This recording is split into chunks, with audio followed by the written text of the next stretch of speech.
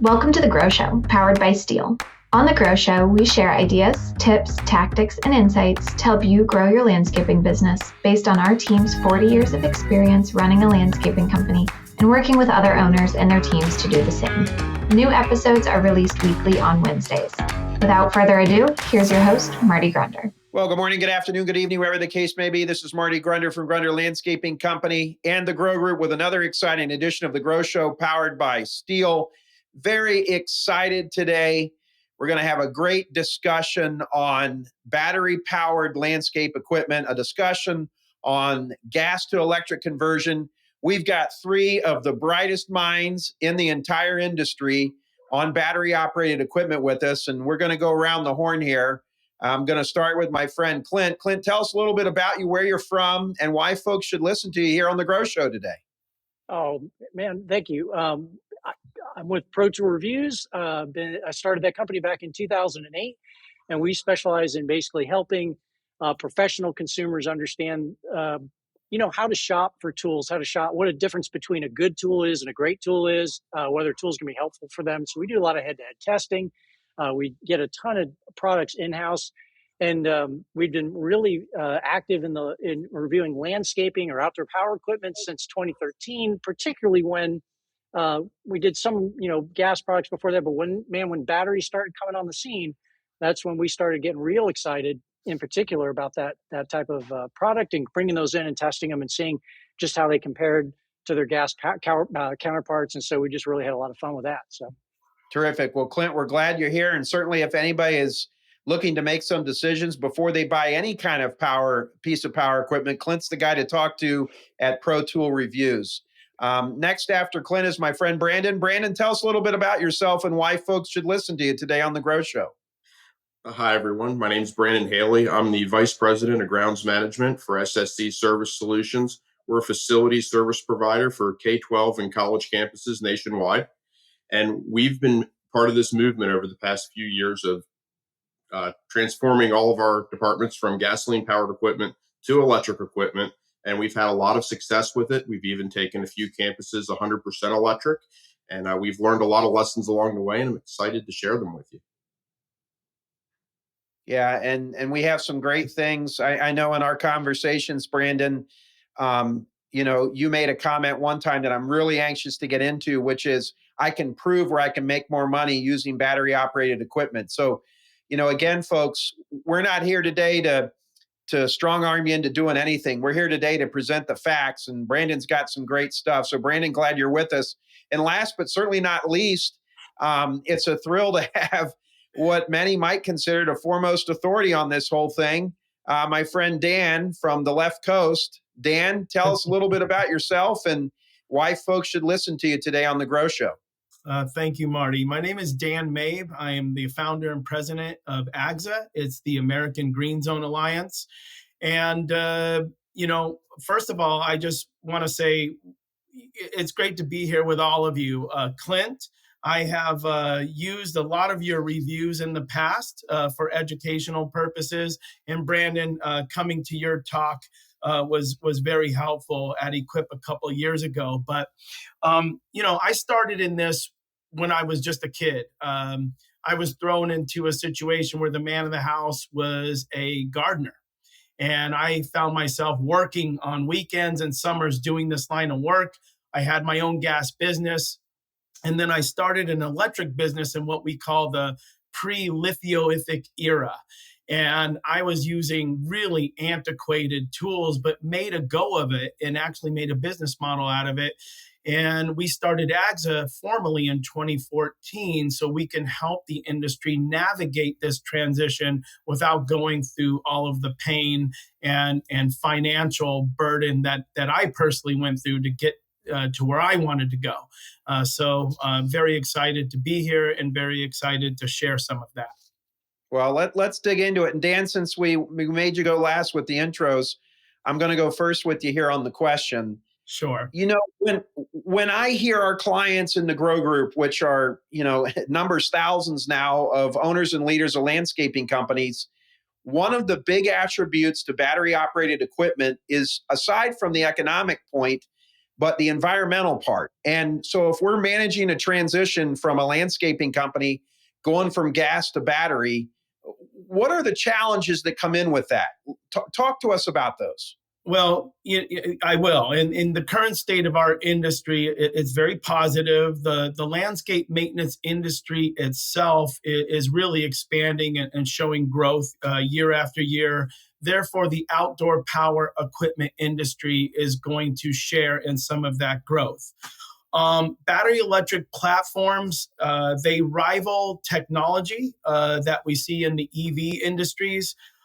There's software and mapping tools, and these are going to help these companies become more efficient and profitable. However, there are some challenges that are real, and these challenges are going to be just going from, okay, you're really traditional gas, and now you're being asked to use an entirely different technology to deliver the same aesthetic expectation and to have similar work production rates. So definitely people are going to want to inform themselves on what that looks like. And that's something that we do at many different levels. But one thing I really want people to consider is, what battery platform are they going to purchase? Because there's so many out there on the market. The market is being flooded. It's like the gold rush in California back then. And there's a lot of Kool-Aid out there. So we're going to encourage people to first and foremost take a deep breath and then try before you buy. And then that can be just a few tools, or it can be an entire platform. But definitely some of these challenges can be erased if they would just take their time, do their research, and then again, look for reputable manufacturers who will let them try their tools before they're purchased. I hear you. And it's interesting, as I'm trying to get better and better as a host here on the Grow Show, and I do interviews, I'm keying into facial expressions. And Brandon and Clint's face was pretty cool until you said Kool-Aid, and then both of them perked up. So Clint, when he said Kool-Aid and talking about things that people are selling that maybe aren't quite true, why did you react the way you did there? You must know something. Yeah. I think what it brought to mind to me was just the fact that, like you said, everybody out there is making battery powered outdoor power equipment. Everybody. And from all the countries and everything and everywhere and everybody, certainly all the brands now are sticking their toe in there and getting it out.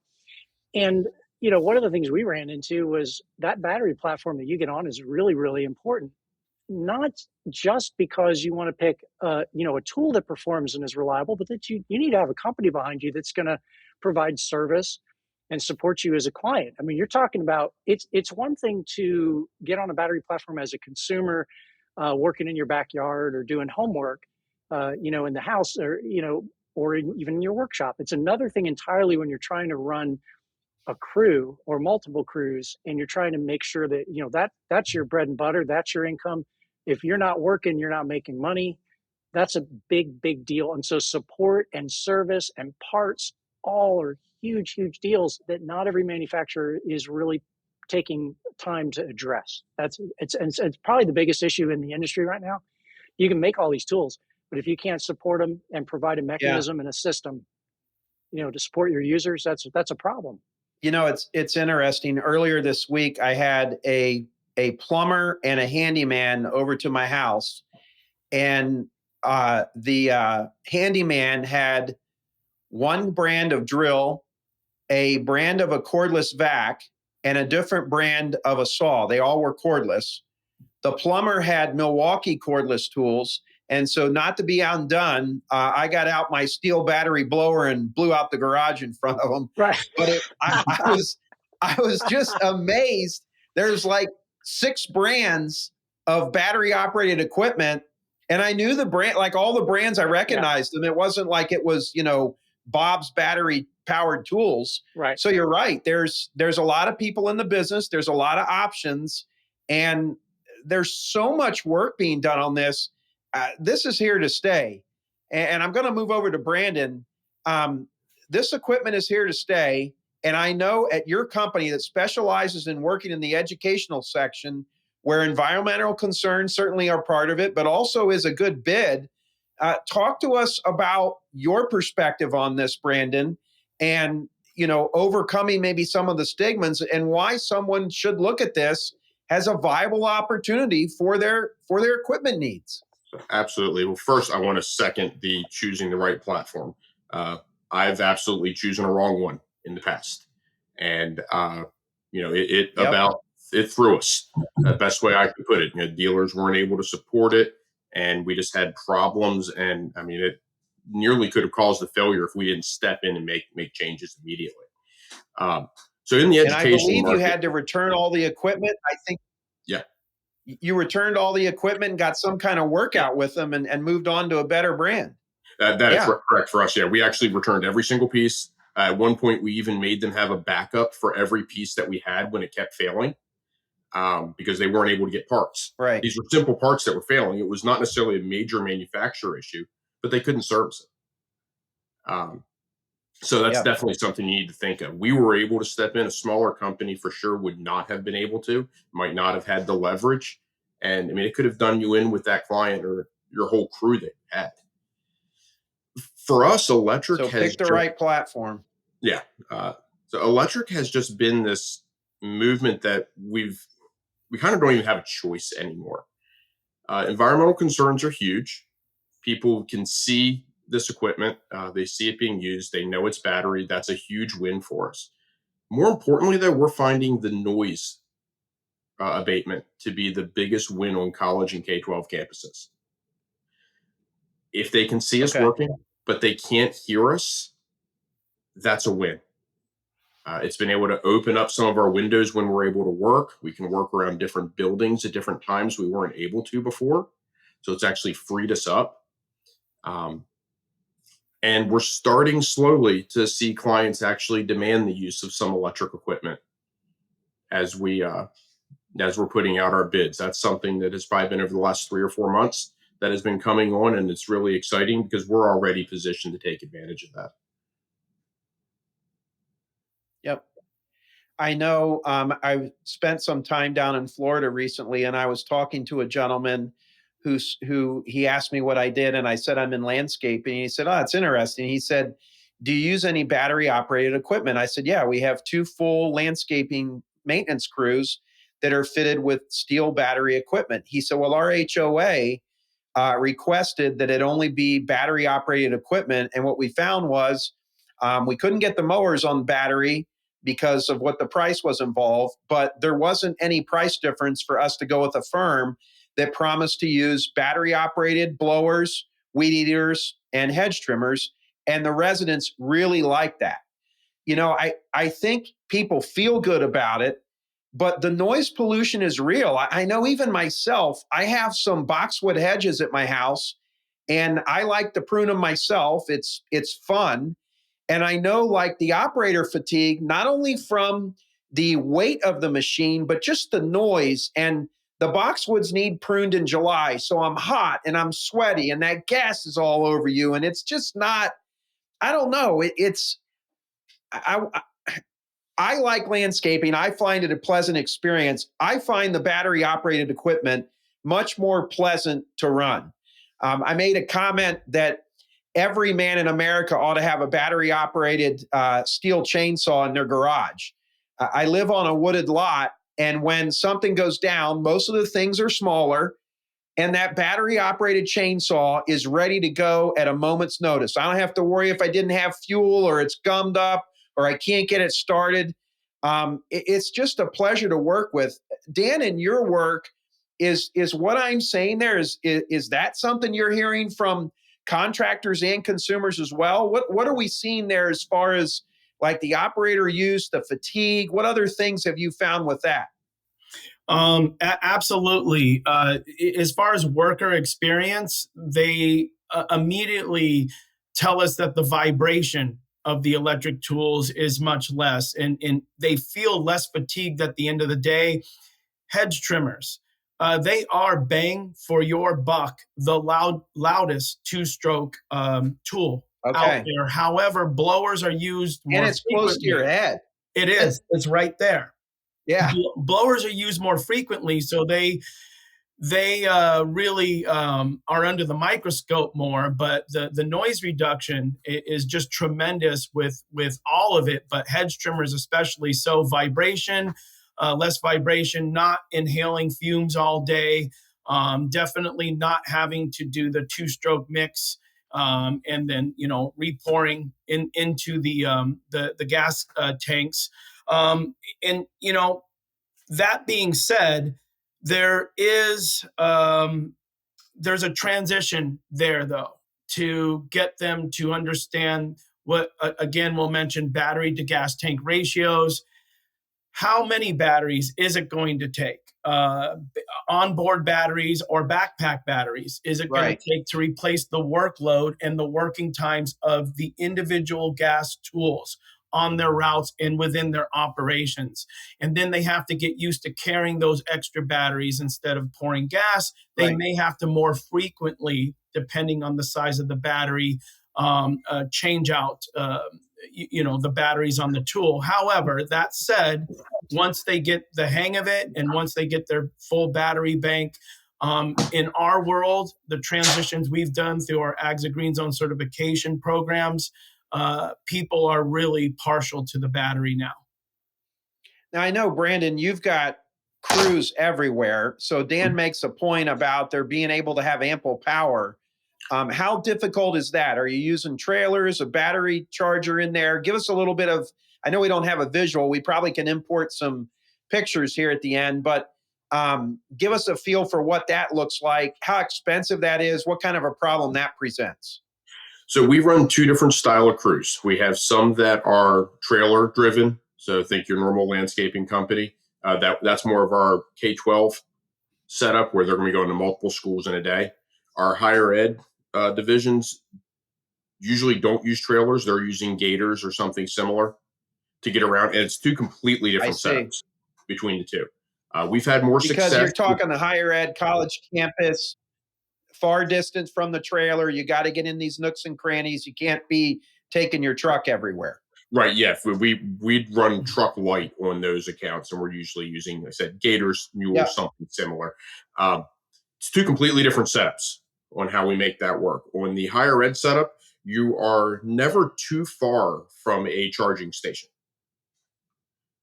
Your shop's not that far away. You go back for breaks. So as long as you have enough batteries that you can make the switch, you're fine. Occasionally, we will run one of the battery inverters, and like one cart may have it, but a couple different crews working nearby may use it because we're not having to charge that often because they can go back to the shop at normal scheduled times. We just run a couple extra batteries. Our larger your trailer-driven units that are K-12, we're still figuring that out. We have a couple that are using more inverters. For the most part, in those markets, our managers have the electric tools.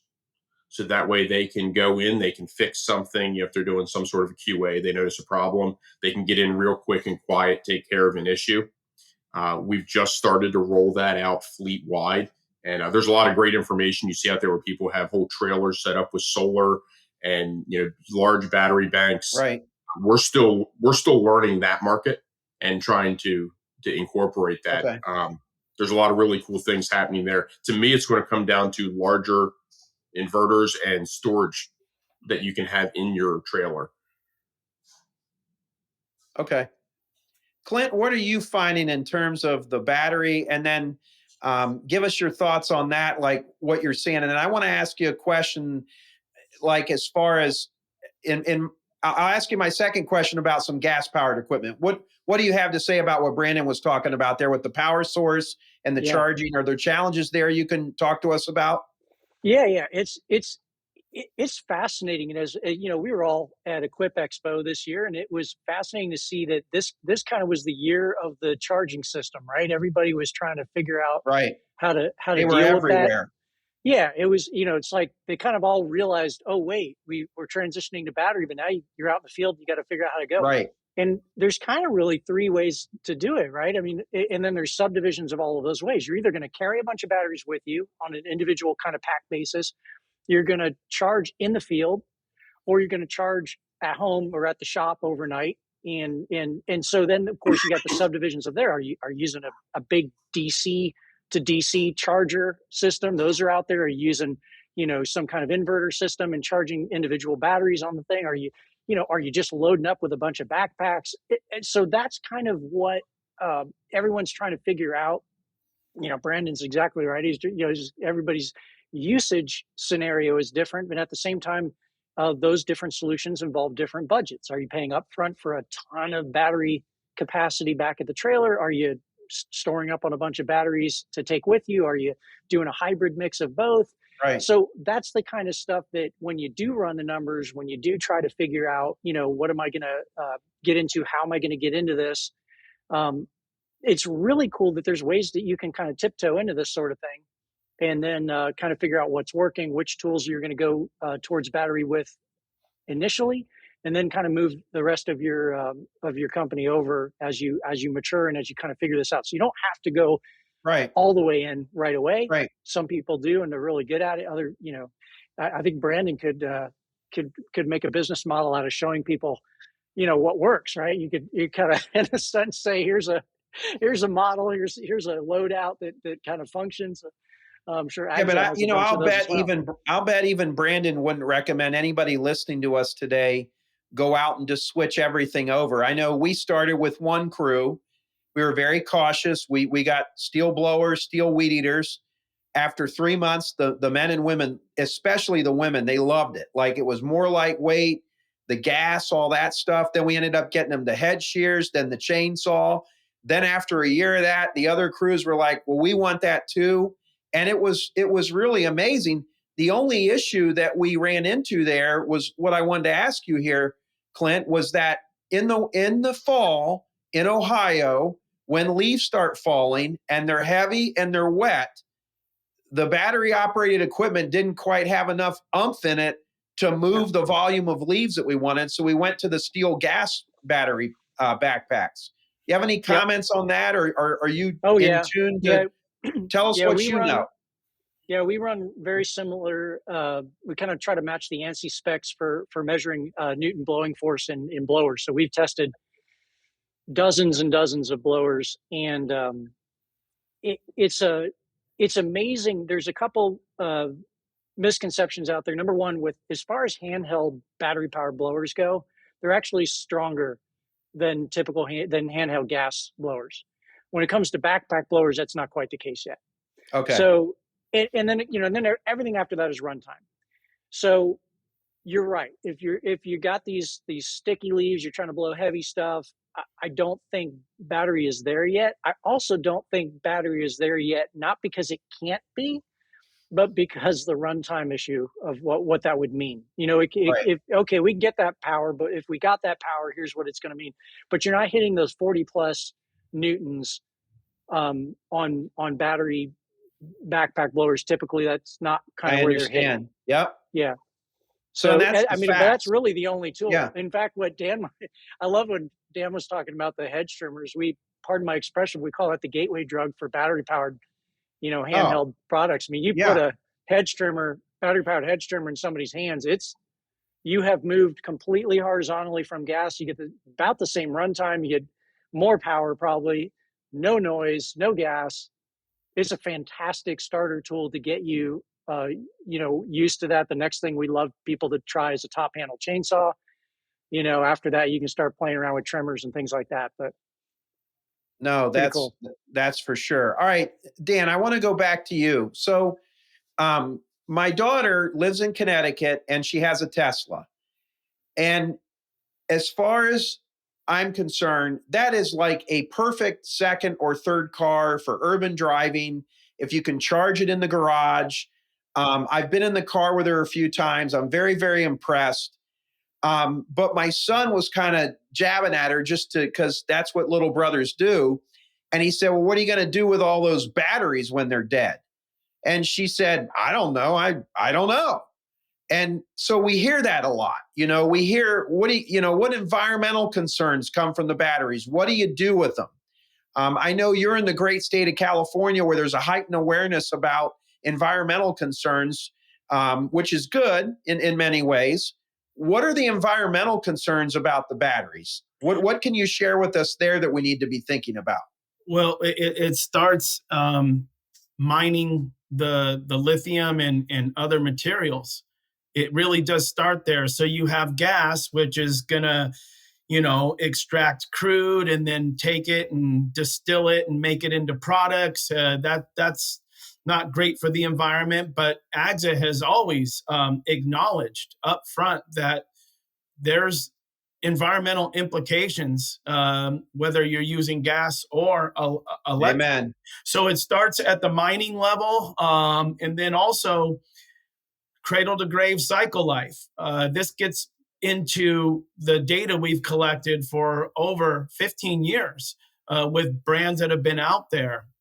What is their cycle life decline year over year? Which batteries are lasting the longest, therefore not having to, create more waste than the other? But definitely there needs to be a closed loop on this. And we're doing some things personally with projects where we're using repurposed 18650 lithium cells and putting them into other applications.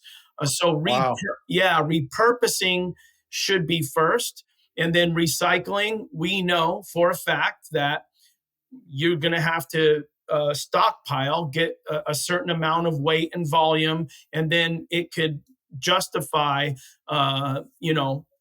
the economy of shipping them to recycling centers where they do extract the precious materials and then start the process all over again, just like they do for lead acid batteries. But you can't, there is going to be an environmental impact to that. Brandon, you've been running this stuff as long as anyone. Have you experienced any where you've had to get rid of batteries, recycle? What most companies listening to us are probably not as large as you are dealing with the volume. I'm just curious, like what would be the antidote there for us? So I wish I could help you more, because that's actually one of the reasons why I like handheld battery electric equipment so much. I've been running, I Okay. think my first tool was a pair of hedge clippers back in 2012. To my knowledge, I've had one battery go bad, and it was under warranty, and Steel took it back and gave me a new one. So I'm not sure what they did with it. That is actually it. We have hundreds of batteries out there right now, and quite frankly, they haven't failed. I know they're going to, and I'm very Yeah. concerned about this. That's why Yeah. I'm excited to hear some of these options that are coming out there. But as of now, we've yet to have that issue, and that's actually where we're getting our economies of scale and seeing our dollar savings. Okay. And I want I to, don't Dan, think did you that's want to add normal. something there? Yeah, I wanted to add to that. Thank you, Brandon. Again, Steel was AGSA's first AFTC certified tool platform, AGSA field tested certified. We do independently test these platforms and then basically give the data to people so they can make informed decisions, because battery is more expensive than gas. But with that being said, our results are very similar to what Brandon is experiencing. And this goes back to where when we're traveling around the country and we walk into dealerships and we go in the back, we're not going to impugn any brands, we're not going to impugn anybody, but we do see differences where you look over and there's a pallet of batteries just stacked up, and then we collect the data and we ask how old were they, how long did they last before they got onto the pallet, and things like that. And again, that goes back to people doing their due diligence and research before they make purchasing decisions. So, Brandon, I want to go back to you because I know when you and I were having a conversation at Equip down in Louisville, Kentucky, you made a comment that I have repeated on numerous occasions. I came back and told my team, I've told our peer groups, we got a whole bunch of people looking. I might misquote you here, so if I do, please straighten me out.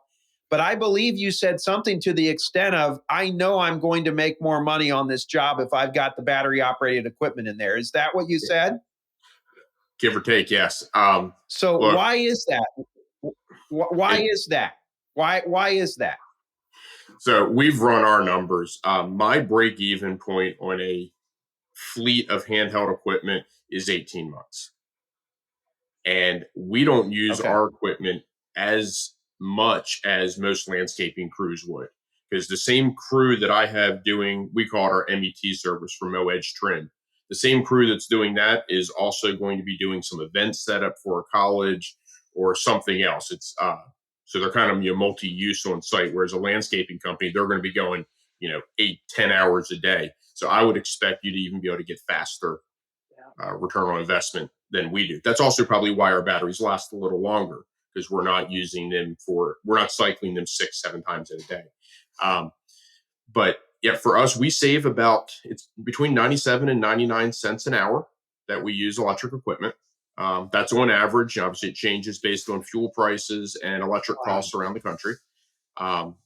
We've measured how much gas each of our crews use, how many times they have to charge a battery. And over the course of our company, that's roughly where we're getting. And like I said, that's enough of a short return on investment that I don't even have to think. Right. I say, even if something goes wrong, one of our biggest issues, people try to, going back to the runtime, saying, oh, well, the electric doesn't last long enough. I don't like it. Well, typically, all that means is you need another battery or maybe two. When you're talking about a return on investment of Interesting. 18 months, I can justify buying one or two extra Right. batteries to make sure that doesn't happen and the crew stays excited using it. Right. And That's been one of meanwhile, go ahead. I was just gonna say that's been one of the most amazing things for us. Having reviewed so many different brands of tools and crunching some of the numbers. You're out in the field doing it in real world, but the math doesn't really make sense for consumers just using the tools around their house. And yet that's where you see a big push in the market, and you see all these tools at big box stores and everywhere and online. It certainly offers all the conveniences. You get rid of the gas, you get rid of the noise, a little bit better vibration on a lot of these things. But the math work when you start pumping gas, and you're cutting, a couple dozen yards, over and over again Right. every day. That's where it really pays off, and that's where you can just start doing the math, and it's amazing. And yeah, 18 Oh, months would be on the outside, I would and think, and for most and crews. So really, we all could get on a rail here. You're carrying gas in your truck or your trailer. That's an environmental concern. The the ozone layer that you're burning in driving to get the gas. I mean, it just we could go on forever about what a pain in the butt gas is. I mean, that's the other reason I love my battery operated chainsaw. I don't have to be, oh, I'm at a 2-cycle, now I got to go. Or someone pours gas in a 2-cycle and ruin that. I mean, we could go on for days about that. I'm curious, Clint, with all of the studies that you do and the testing, and I'm assuming you're out there, you've got some real world examples of people that have done a transition, contractors even. Can you yeah. share what you've seen there that might motivate someone today to maybe get a couple gas blowers and get a couple gas weed eaters and give it a shot? Yeah, I think what we've had a lot of fun with is watching, just watching a lot of professionals dip their toe into this stuff and start experimenting and playing. And so those things I was talking about before, I mean, those are we've had people where we've put tools into their hands and watch them kind of use them over the and just kind of swap out things they're doing. In our case, some of those things have been even contractors, contractors blowing off job sites. Maybe not necessarily the guys who are out there all day long doing the landscaping work. We certainly do have some of those guys in the field that we use, but mostly in our area, they're mostly still gas here in Central Florida. But just the biggest example were top handle chainsaws. I mean, we got a pro that has entirely switched his chainsaws as much as possible because he doesn't deal with 36-inch diameter trees that he's cutting down. He's Right. doing a lot of limbing. He's doing a lot of climbing. He has completely switched to battery. He would never go back. And he cites just talking to how hard it was to talk to the guy down on the ground from up in the air. You turn off the saw. The safety aspects of it, of being able to just start that thing up and stopping, not having to Amazing. pull a Right. cord up in the tree. all of those different things that have made that such a more practical, tool to use than a gas tool. As far as trimmers and blowers, we're seeing a lot of people just get really excited. A lot of what really happens the most is people just have assumptions, and then you give them the tools, and those assumptions change. And I think it's kind of fun to watch that light come on. It's fun to Yeah. put something like a hedge trimmer or a string trimmer in somebody's hands and watch them use it and realize, oh, this is not a toy. This is a real tool. It actually gets the Right. job done. It's fast enough, and it works. And oh goodness, it's even lighter, and I don't feel the Right. vibration of this tool that I used to. So And smart business owners and leaders, the number one challenge remaining in the marketplace right now at landscapers is finding and keeping people. And if you're not paying attention to what they want or what makes their job easier, you are really missing the boat. And we have several women working on our crews, and they love the weight and the ease of which this stuff works. And your lower back hurts after running a weed eater. Even a battery operated weed eater still has, I get it, you're bent over. But we're talking about less fatigue. We're talking about something that you can market to your clients. I've asked several people that, we have several Prius in our fleet here. I ask people that buy Teslas, I'll say, what do you think? And I'll say to them, I'm like, does it make you feel? And they're like, yeah, I can't lie. It does. I feel like I'm doing something good by doing this. So, I think definitely, and we've got just a couple moments left here on the Grow Show powered by Steel. We've had a great discussion today on battery operated equipment. I think where I want to wrap this up is go around to each of you. We'll start with Dan. And Dan, your brother is in the landscaping business, let's guess. Maybe he is. I don't know for sure. You can call me your brother if you want. And they're contemplating doing battery operated equipment, and they have 6 crews. What would you tell them to do? And then I'm going to ask the same question of Brandon and Clint as well. Absolutely. They should start by just testing some tools and understanding the performance of them, the ergonomics, and definitely from there, they're going to start making a spreadsheet. And once they like something, they're going to have to understand how much battery bank is going to replace that gas and that cost. And there are those different approaches where you're buying the entire battery bank to meet the workload demand, or you're going to do opportunity charging or get an on-the-go charging system. But definitely make sure you put into the costs charging infrastructure upgrades, if you will, and then consider retraining your crew. Maybe this is a little shameless plug, no pun intended. We do have education for the industry. Right. It comes in shout out your website where people can go, because you're a wealth of information there. AGSA.net. It's that simple. AGSA.net. Online courses followed up by webinars and supporting learning videos. And definitely they want to retrain their crews, especially if there's resistance. Well, Dan, Dan, you're a nice guy. Your heart's in the right place. You're trying to do the right thing. Folks, go to agza.net. You can see what Dan's put together. It's nothing short of amazing, and it can help you make a better decision in the long run. Let's move over to Brandon. Brandon, what would you tell me if I were your brother with 6 crews and we're running nothing but gas right now? What would you tell me to do? So you have to realize that you're making a change. So this is back to change management 101. You need small wins, and you need to get your crew on your side. To me, that was always the hedge clippers.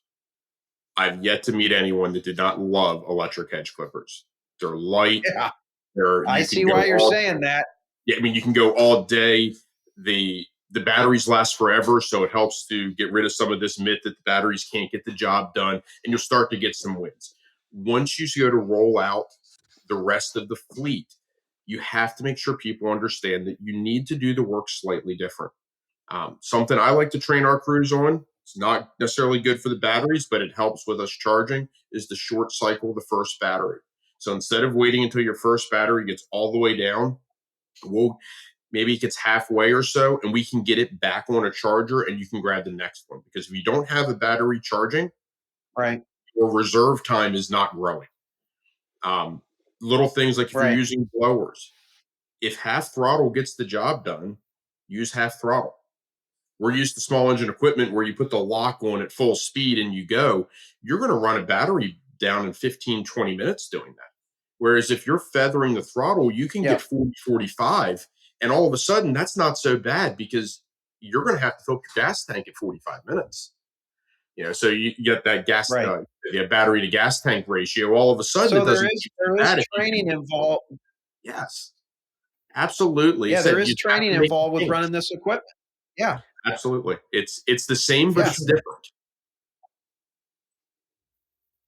Well, Brandon, you're a wealth of knowledge. I've learned a lot listening to you as well. Let's finish it up strong, Clint. If I were your brother, and if you can see, we have a stunning resemblance, so maybe I am. That's right. That's right. What would you tell me to do if I had 6 landscape crews and we were currently running all gas equipment?